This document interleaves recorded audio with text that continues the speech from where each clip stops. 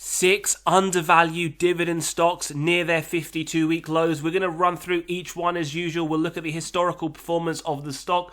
We'll take a look at their dividend safety. We'll run through some of their financial metrics. And as always, we will run them through the valuation model, getting to our intrinsic value as well as our acceptable buy price, given that investor margin of safety. And we'll look towards Wall Street to see what they're forecasting over the next 12 months. So let's jump into stock number 1. We have General Mills. Now they are down 17% over the last year. We can see them pretty much at their 52-week lows with a yield of 3.8%, a forward PE just under 14. And for investors who have been holding this over the last 10 years, you would be up 25%.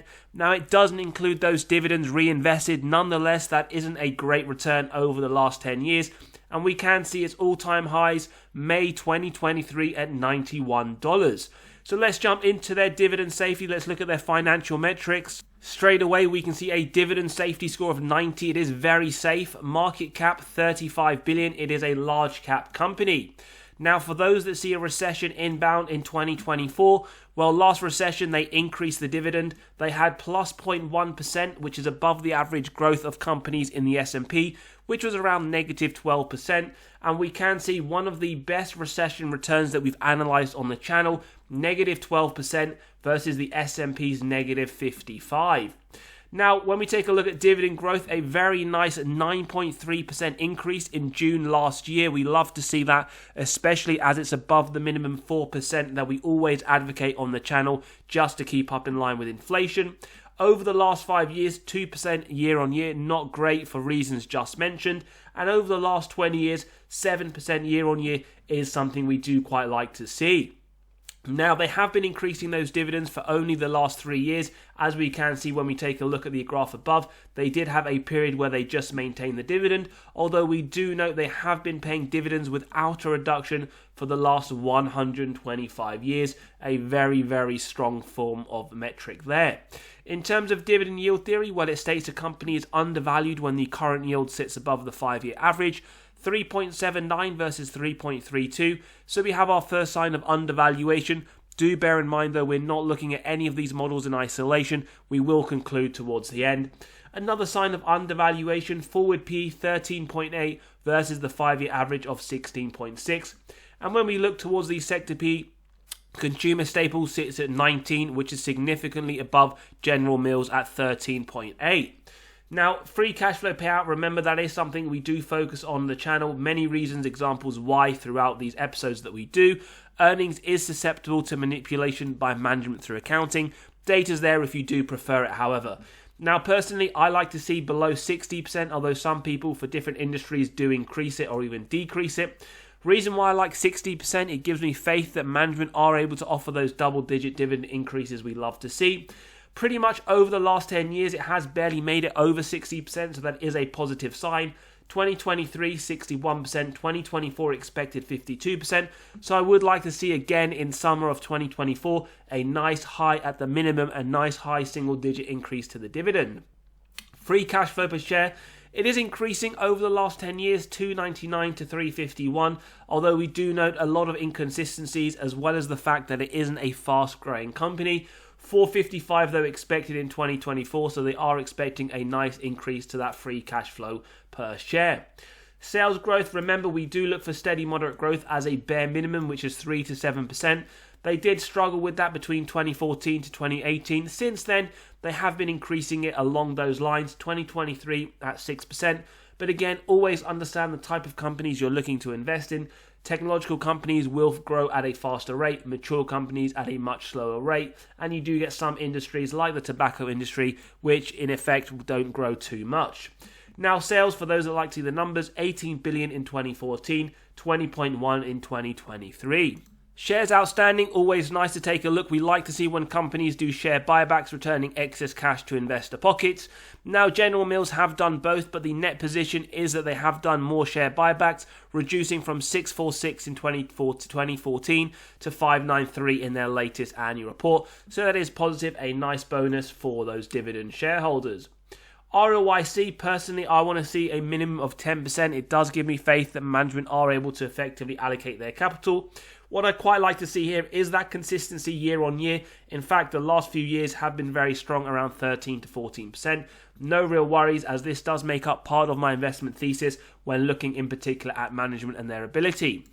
Operating margin, very consistent, which is a good sign, but again, as we've discussed on many videos prior, if you do believe we are heading to a recession where consumers' pockets will be squeezed, they may be looking at cheaper alternative products. General Mills may be forced to lower their prices, which will affect their margins. So far though, consistently looking pretty good, so no real worries here, just something to consider moving forwards. Free cash flow margin, a little bit inconsistent, but still above the 7%. So overall, again, no issues with the free cash flow margin. Net debt to EBITDA, earnings before interest, tax, depreciation, amortization. Remember, this correlates with the dividend safety as well as the balance sheet strength. What we're looking at for consumer staples, below 4. Now, these are the number of years it would take the company to pay off all of their debt net of cash on hand. 2023 at 2.8, looking fairly positive. 2024 expected pretty similar, so no real worries on both the dividend safety, which we see a very safe score here, and that balance sheet. Now, let's take a look at the valuation for General Mills. As always, if you do enjoy the content, values being provided, smash that like button, hit that subscribe and bell button so you are continually notified of these videos as they drop. Now, typically on the channel, we do deep dives of companies where we run through every single one of these models. For today's episode, we're going to jump straight into the overall calculation. Now, for General Mills, in today's episode, the intrinsic value is the average of these four, which comes to $72.44. Now, we use a margin of safety. As always, we start off with 10%, which is what we use if we believe it meets 3 criteria: a wide moat, strong financial metrics, good forward-looking data. At 10%, it looks to be a buy at $65. At 15%, around $61.57, which isn't too far off the current trading price. So with General Mills, we see around a 15% margin of safety. In terms of Wall Street and their forecast, well, they have a price target over the next 12 months of $70, so they see upside of 12%. As always, as we go through these stocks, do let me know your thoughts in the comments below, whether or not you have been adding to any of these, or for now they are just sitting on your watch list.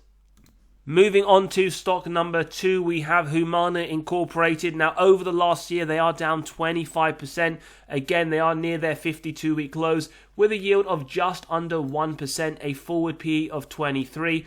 And over the last 10 years, if you've been holding this company, well, you would be up a nice 269%. We can see their all-time highs, October 2022, of $552. Dividend safety, the highest score obtainable, 99, very safe. Market cap, $45 billion, a large cap company.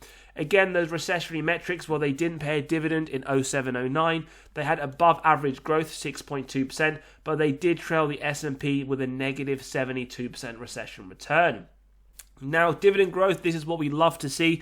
Double-digit increase last February, double-digit increase over the last 5 years, and over the last 10 years, 13% year-on-year, very strong to see. And remember, because they increase every February, we should be expecting another increase this month.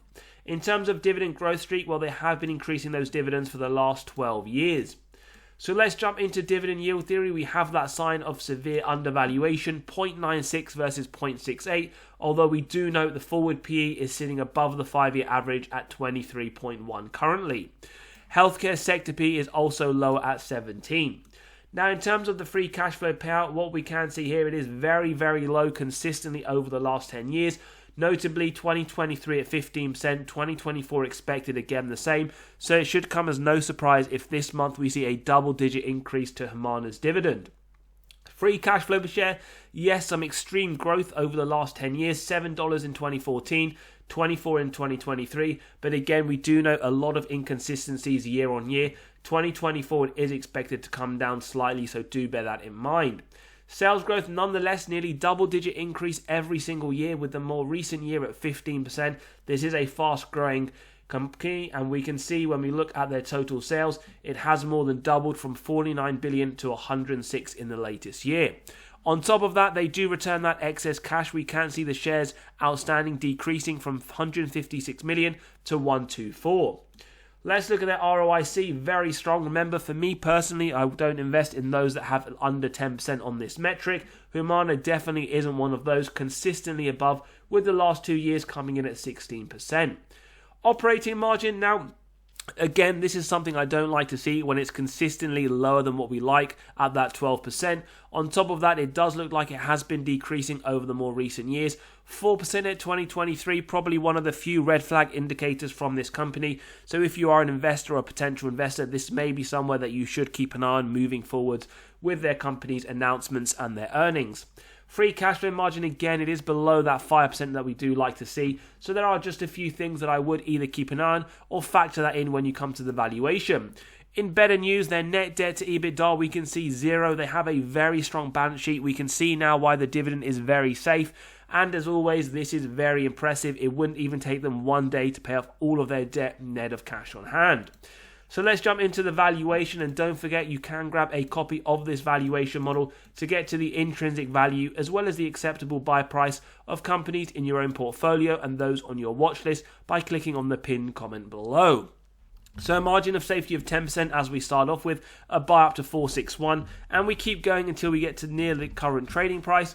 At 20% still a buy, 25% still, and at 30% it isn't quite there yet. So with Humana, after the massive drop, we do see a margin of safety of around 25%. Looking to Wall Street, well, they believe a price target of $507, not far off our intrinsic value. So they see upside of 37%, so they do see this as a very strong buy. Again, don't forget, let me know your thoughts, as I do know this was a very popular stock when it did drop. A lot of people were looking to see whether or not this should be a buy.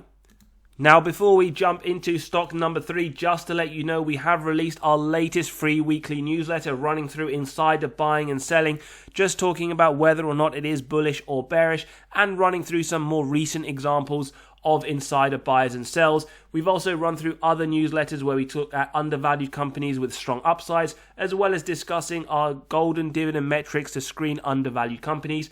If you want to grab a copy of this completely free, do click on that pinned comment below. Stock number 3, we have Air Products and Chemicals. Now this is again at their 52-week lows, down 23% over the last year. Over the last 10 years though, they are up 103%, but we do note their all-time highs in 2022 at $314. And we can see their current yield of 3.22% and a forward PE just under 18. Now, dividend safety, another very safe dividend score, a 95, market cap 49 billion. It is a large cap company. In terms of recessionary metrics, well, they increased the dividend in the last recession, below average growth, although they did have a near S&P return at that negative 52%. Dividend growth very, very poor this January. In fact, last month, 1.1%, well below inflation, which is extremely upsetting given the fact that over the last 5 years and the last 20 years, they have been increasing those dividends with double digits.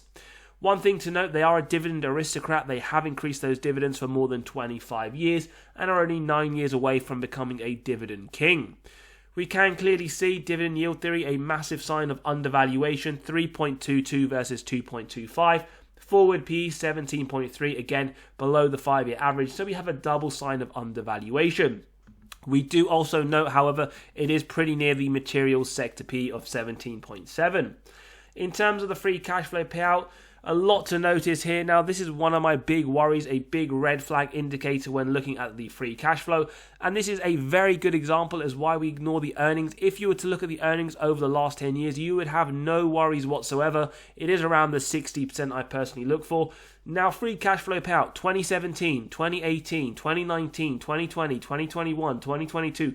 Over the last 6 years, 5 of those years is above 100%. What this signals is that Air Product and Chemicals paid out more in dividends than they generated in free cash flow. Now, that is a worry to me. Now, why we see the negative in 2023, as we're about to see below, they did have a negative free cash flow per share. They are expecting that again in 2024. So as we do run through, you can see some red flag indicators, 388 in 2014, negative 639 in 2023. Nonetheless, it doesn't necessarily mean these companies are uninvestable, especially if you do get them at the right price and if you do see them more as a value play. Sales growth then we can see very inconsistent. 2021, 2022, nice double-digit growth. However, the more recent year, they did have negative growth to their top line. Total sales then, it has gone from 10 billion in 2014 to 12.6 in 2023. On top of that, they have diluted your position over the last 10 years, although not massively. It has increased from 215 to 223.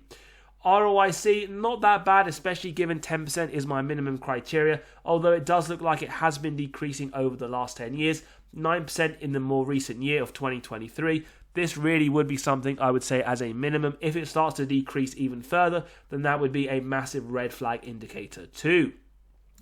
Operating margin, not too bad to note here. It is above that minimum 12%, 2023 at 21% as well, looking positive. Free cash flow margin, other than the 2023 where we do see negative, it wasn't too bad. So this is again something that I would keep a close eye on. Net debt to EBITDA in more positive news, 1.92 in their more recent year. 2024 expected to go up slightly higher, but it is below the 3, so we can see why their dividend safety score does look to be very safe. Yes, their payout ratio is very high, but they don't also have a massive amount of debt in comparison to their cash. But again, there are a few indicators here that I would say to keep an eye on, whether you are an investor or a potential investor in air products and chemicals. So let's get into the more important aspect, the valuation. If you are happy with the rest of the metrics, let's get into the intrinsic value, which for today's episode of APD comes to a total of $270. Now, current price has been hammered significantly over the last few weeks. Now, margin of safety, as always, 10%, 242. When we go to 15%, 229, we can see it does have around 15 to 20% margin of safety at the current trading value. In terms of Wall Street, what do they expect? Well, they have a price target which is higher than our intrinsic value. So whilst we see a 15% margin of safety, Wall Street see 28% upside, and they see the share price going to 282 over the next 12 months. Let me know if this is one that you have been adding after that massive drop that we have seen. We then move on to another company which has been in the spotlight for the wrong reasons with some accounting issues. Archer-Daniels-Midland, they are down 34% over the last year, hammered down to $50 at their all-time 52-week low. The yield is just under 4%, a forward P of 7.55, and over the last 10 years, they are up still 30%, but we can see they have come down after those issues, and their all-time highs sit around just under $100. Now, it is important to note the issues that you do face with this company, the risks, so do keep those in mind before taking a look. Dividend safety score of 80, it is safe. Market cap, 28 billion, it is a large cap company. Those recessionary metrics, well, they increased the dividend in the last recession, below average growth, but they did also outperform the S&P with a negative 21% return. They did have a dividend increase of 11%, which took a lot of investors by surprise given those accounting issues that came to light. So they did increase that very, very nicely. Over the last 5 years, 5%. Over the last 20 years, 11%. And for those that are unaware of those accounting issues, we did do a deep dive on ADM, so do check that out if you're interested. They have been increasing those dividends for the last 47 years. They are 3 years away from becoming a dividend king. And they have been paying dividends for the last 92 years without a reduction. In terms of dividend yield theory, no surprises here. Massive sign of undervaluation on both the yield and the forward PE. And when we compare it to the sector PE, we do see consumer staples 19 much, much higher. In terms of the free cash flow payout, nice to note, 2022 at 42%. But look at this, 2023, 196%. As we did just run through with APD, you know what this means, so it is unfortunately a red flag indicator. But in more positive news, 2024, they are expecting this to come back down to 46%. Free cash flow per share, incredible. They had a very bad time from 2016 to 2020 where it was negative free cash flow per share. Since then, it has grown 9.62 in 2021, but we can see it has been decreasing. 89 cents expected in 2023, although it is expecting a rebound in 2024. So yes, there are some metrics here which are questionable, but do bear in mind the share price has dropped significantly, so you could argue that may already be baked in. The last 2 years, well, 2021, 2022, double-digit growth. Again, similar to APD, 2023, negative growth. Numerically speaking, then, it has gone from 89 billion, or 89.8 in fact, to 102, expecting 97 in 2023. On a more positive side, they have done share buybacks. We can see that dropping from 663 to 548 in 2023. In terms of the ROIC, now yes, it isn't consistently above the 10%, but from 2019 when it hit that rock bottom of 5%, it has been increasing. Nice to note, 2022 and 2023, we are expecting double digits. In terms of the margins, again, this isn't something I like to see, but it's just something to put on your radar if you are an investor or a potential investor. Very low margins. On a more positive note, it has been increasing the last 2 years at 4%, but I would really want to see this get much, much higher towards that 16% level. Free cash flow margin, unfortunately, not 1 year has it been above that 7%.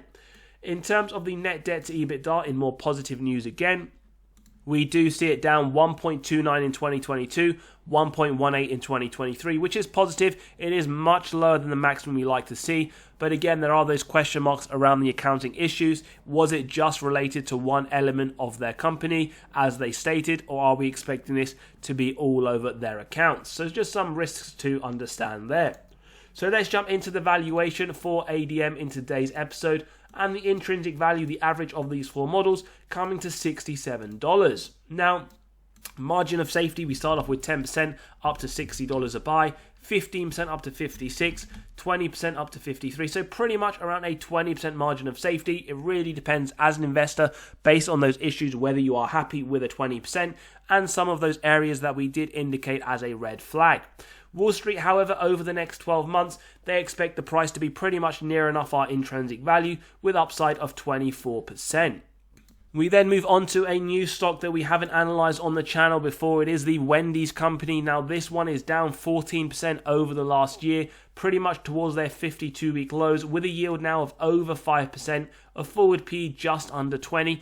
And over the last 10 years, they are up 107%. Granted, it doesn't include those dividends reinvested. Dividend safety score sits at a borderline safe, market cap 4 billion, mid-cap company. Now, when we take a look at those recessionary metrics, well, they cut the dividend in the last recession, below average growth as we can see, but they also, unfortunately, underperformed the S&P, negative 68%. Dividend growth, well, 100% increase last January, 12% over the last 5 years on average, and over the last 10 years, 17%, looking very nice as a dividend growth investor. Although we can see they have only been increasing those dividends for the last 2 years, and we see that notable dividend cut in 2019. In terms of dividend yield theory, we have that huge sign of undervaluation, 5.18 versus 2.2, and likewise on the forward P, 18 versus 28. When we do compare it, however, to the consumer discretionary sector P, it does sit lower at 14.7. Now, let's take a look at the free cash flow payout. In the more recent period from 2017, it has been near enough around that 60% or lower, although we know in 2023 it is expected to be 72%, 2024 73%. Free cash flow per share, nice to see it has been increasing over the last 10 years. 121 expected in 2023, 137 in 2024, so that is positive to note with the Wendy's company. In terms of top line growth, 2013 to 2017, pure decrease year on year. Since 2018, however, a lot more positive with the more recent year at 7%. We then look towards those numericals for those that love to see the numbers, 2.42 billion to 2.18. Shares outstanding, they have been pretty much aggressively been buying share backs, 399 million in 2013, 213 in 2023. ROIC, again, I do want to see this much higher, although we do know that it has been increasing, 8% in 2023. If this does start to increase, that would be very positive for me, especially when I do look at them as my investment thesis. Operating margin around the levels that we like to see at a bare minimum in the more recent period, 17% in 2023, and previous to that, pretty much around that 16%. Likewise, a very similar story on the free cash flow margin. It is looking a lot more positive in terms of a business than it did towards 2013 to 2017. Net debt to EBITDA, now it should be very clear why we're seeing that borderline dividend safety score. Remember, this does correlate to both dividend safety as well as the balance sheet strength. 9.19, so high. 3.5 is the maximum we want to see. Yes, it has been decreasing. That is more positive. It's increasing year on year. 7.56 in 2023, 7.2 in 2024. But this is very, very high. So please do understand this when we are looking at this net debt to EBITDA metric and how it does correlate to the dividend safety. So again, let's jump into the valuation. Don't forget, if you do enjoy the content, values being provided, smash that like button, hit the subscribe and bell button, so you are continually notified of these videos as they drop. 10% margin of safety, a buy up to 21.83, 15% at 20.62, 20% pretty much there at the current trading price. So for the Wendy's company, we see a 20% margin of safety. Wall Street, On their side, they see around 24% upside, Wall Street price target of $24. And don't forget, they do have a very nice starting yield too. So do let me know your thoughts on the Wendy's company. It is just the first time we have reviewed this on the channel as well. Stock number 6, we have Philip Morris International, again down towards their 52-week lows, down 13% over the last year. Over the last 10 years, however, up 10.86%. Their yield is touching 6% with a forward PE of 14. In terms of dividend safety, well, a score of 64. Market cap 138 billion, a mega cap company. In terms of those recessionary metrics, well, they did increase the dividend during the 07-09 recession, and they had above average growth. Dividend growth, well, 2.4% last September. You know how I feel about that. It is below the inflation rate. Although we do know over the last 5 years and the last 10 years, at a minimum, they are keeping up in line with inflation. In terms of dividend growth streaks, in the last 14 years, those dividends have been increasing year on year. Dividend yield theory, again, we see that sign of undervaluation on both the yield and the forward PE. But when we do compare it to the consumer staples, the sector PE is much higher at 19. Now, free cash flow payout, again, you do know what I'm going to say. Whilst it may look okay on the earnings, around the 85% for the tobacco industry, when we look at 2023, for Philip Morris, they paid out more in dividends than they generated in free cash flow.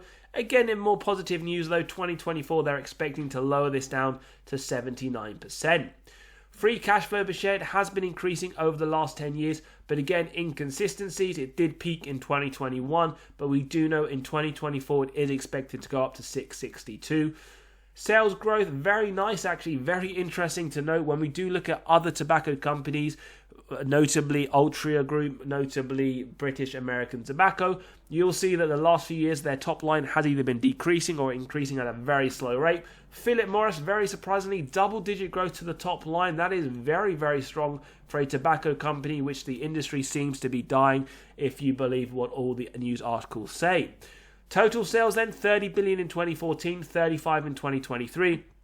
And they've bought back around 20 million worth of shares over the last 10 years. Nothing really to discuss there. ROIC, now for tobacco industries, they do have very high return on invested capitals. The only thing I would mention is, even though it has dipped from the highs around the mid-50s and 60s, it is still looking very strong over the last 2 years at around 30%. Likewise, operating margin and free cash flow margin, very, very strong consistently year on year. So no worries with Philip Morris. And the net debt to EBITDA, which is why we may not see a very strong dividend safety score. It is fairly high, 3.25 in 2023. But again, in more positive news, it is expected to come down to 2.99 in 2024.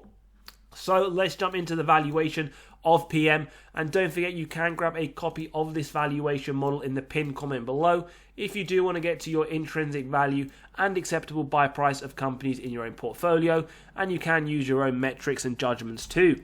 So a margin of safety of 10% for Philip Morris, a buy up to $95 at 15%, pretty much bang on the current trading price.